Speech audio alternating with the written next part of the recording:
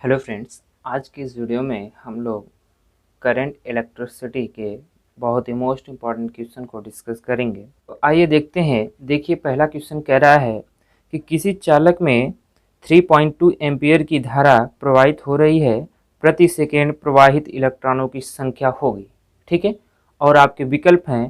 पहला है 2 × 10⁻19, सेकेंड है 3 × 10⁻20, थर्ड है 5.2 × 10⁻19, फोर है 9 × 10⁻20। ठीक है, तो देखिए क्या क्या दिया गया है। सबसे पहले हम लोग लिख लेते हैं। देखिए I इक्वल टू दिया गया है 3.2 एम्पियर और T इक्वल टू दिया गया है प्रति सेकेंड, यानी कि 1 सेकेंड। ठीक है, तो हम लोग एक फार्मूला जानते हैं कि I इक्वल टू QT होता है। ठीक है, तो यहां से अगर हम लोग Q निकालें, क्योंकि हमें I पता है T पता है, तो यहां से IT हो जाएगा। तो हम लोग I का वैल्यू हमें पता है 3.2 इंटू T का वैल्यू पता है 1, तो हम लोग का वैल्यू कितना आ जाएगा 3.2 क्या आएगा, कूलाम आएगा। ठीक है, और क्वेश्चन में क्या रहा है, अभी हमारा आंसर नहीं आया। क्वेश्चन में कह रहा है प्रति सेकेंड प्रवाहित इलेक्ट्रॉनों की संख्या ज्ञात कीजिए।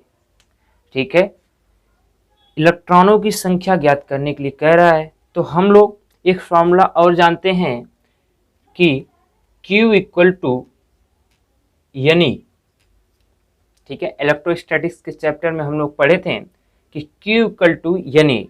ठीक है, इससे मैंने एक न्यूमेरिकल भी कराया है, आप लोग जाकर उस पिछले वीडियो को देख सकते हैं। तो यहाँ से हम लोग n निकालेंगे, तो n का फॉर्मूला बन जाएगा QE। ठीक है, और Q हमें पता है कितना है 3.2, और हमें इलेक्ट्रॉनों पर आवेश पता है 1.6 इंटू 10⁻19 होता है। ठीक है, इसको हम लोग सॉल्व करेंगे तो 16 दूनी 32। ठीक है, तो 2 इंटू 10 पावर ये ऊपर चला जाएगा तो 10⁻19 आ जाएगा। ठीक है, n इक्वल टू कितना आ जाएगा 2 इंटू 10⁻19। ठीक है, ये क्या है, नंबर ऑफ इलेक्ट्रॉन, यानी कि इलेक्ट्रॉनों की संख्या है। क्या हो जाएगा, आंसर हो जाएगा। तो हम लोग का ऑप्शन कौन सा सही हो गया, पहला सही हो गया, जो कि क्या है 2 इंटू 10⁻19। देखिए अब हम लोग नेक्स्ट क्वेश्चन की बात करेंगे। नेक्स्ट क्वेश्चन कह रहा है कि विद्युत धारा घनत्व J तथा अपवाह वेग Vd में संबंध है। ठीक है, हम लोग के पास ऑप्शन है। पहला कह रहा है J इक्वल टू NE/Vd, दूसरा है J इक्वल टू NE/Vd, तीसरा है J इक्वल टू VdE/N, चौथा है J इक्वल टू NE/Vd²। ठीक है, तो इसमें से हम लोग को निकालना है। तो विद्युत धारा घनत्व तथा अपवाह वेग, तो हम लोग जानते हैं कि धारा घनत्व इक्वल टू क्या होता है, J इक्वल टू I/A होता है। ठीक है, ये धारा घनत्व का क्या है, फॉर्मूला है। ठीक है, इसे मान लेते हैं हम लोग समीकरण नंबर 1। और अपवाह वेग Vd इक्वल टू क्या होता है, I/NEA, समीकरण नंबर 2 इसे मान लेते हैं। ठीक है, अब यहां से हम लोग I निकाल कर अगर इस फार्मूले में रख देंगे तो हम लोग का धारा घनत्व तथा अपवाह वेग में क्या निकल जाएगा, संबंध निकल जाएगा। ठीक है, तो देखिए अगर हम लोग यहां से निकालें I इक्वल टू क्या आ जाएगा, NEA पहले से इंटू Vd। ठीक है, तो अब I का वैल्यू हम लोग इस इक्वेशन में, पहले इक्वेशन में रख देंगे तो हम लोग का धारा घनत्व तथा अपवाह वेग में संबंध निकल जाएगा। देखिए यहां से हम लोग अगर रखेंगे इसमें तो J equal to NEA into Vd/A। ठीक है, तो यहां से A और A क्या हो जाएगा, कैंसिल हो जाएगा, तो हम लोग को बचेगा क्या, J इक्वल टू NEBD। ठीक है, तो यही क्या है, धारा घनत्व तथा अपवाह वेग में संबंध है।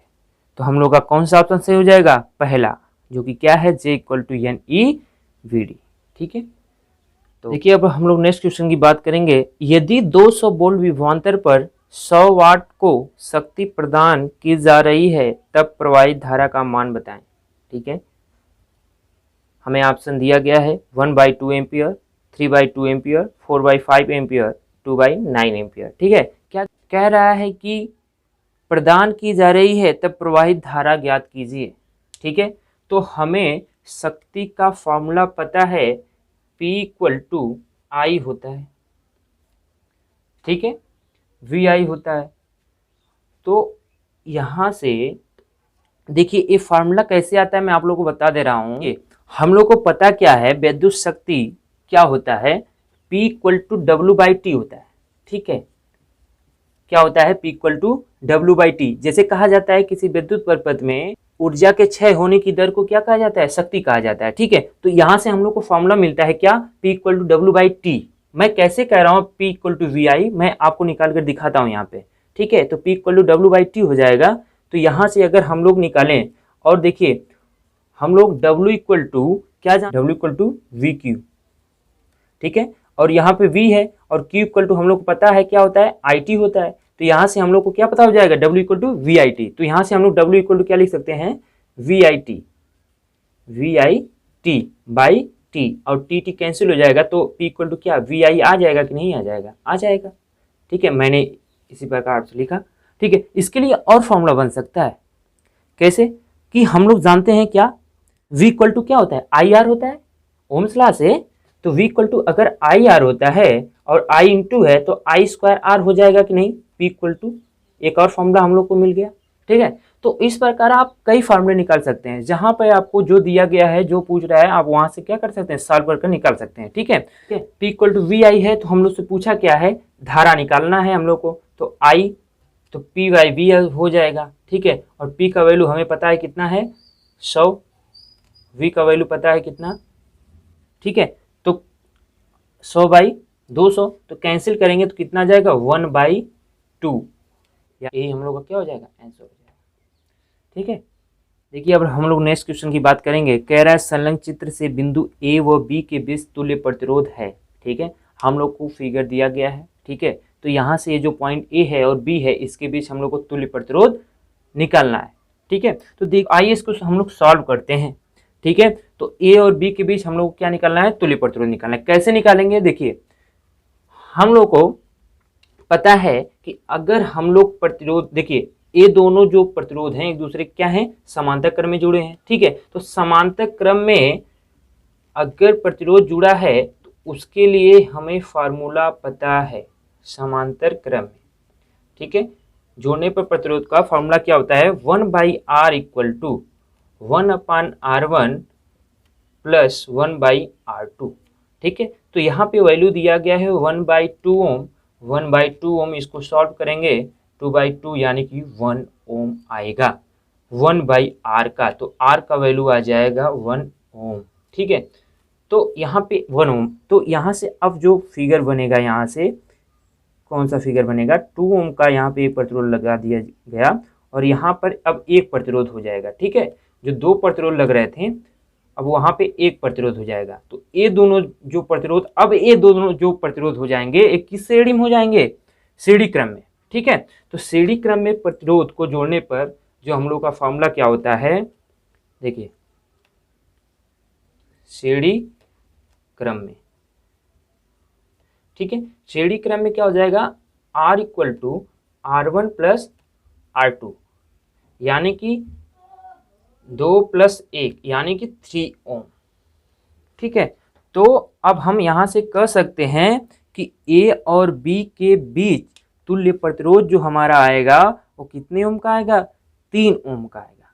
ठीक है, अब देखिए ये हम लोग का क्या हो जाएगा, आंसर हो जाएगा। अब मैं आप लोग को बता दे रहा हूँ कि दो को श्रेणी क्रम में जोड़ा जाता है।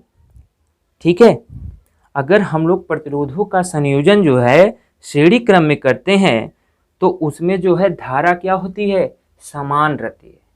ठीक है, अब आप पूछेंगे समांतर क्रम में, तो समय ये भी बताता हूं, अगर हम लोग प्रतिरोधों का संयोजन जो है समांतर क्रम में करते हैं तो उसमें जो है विभवांतर समान होता है।